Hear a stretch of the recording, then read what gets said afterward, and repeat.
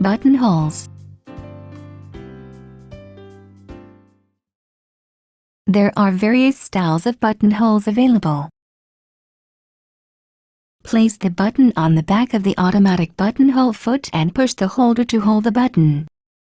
Buttonhole length is determined automatically.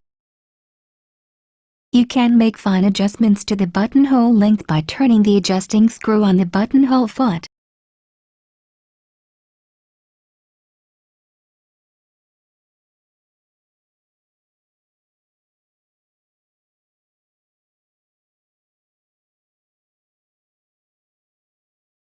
Press the lockout key.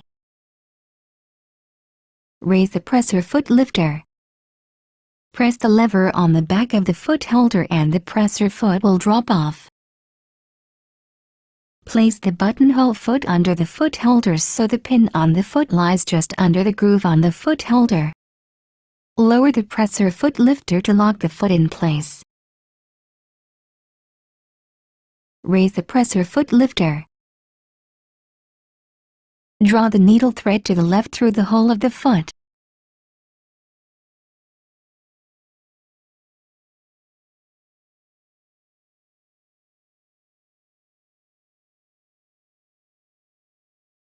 Press the lockout key to unlock the machine. Mark the buttonhole position on the fabric and place it under the buttonhole foot. Lower the needle into the starting point by turning the hand wheel. Lower the presser foot. Pull down the buttonhole lever as far as it will go.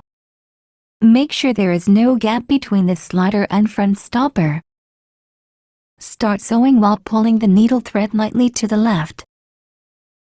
After several stitches, free the needle thread and continue sewing.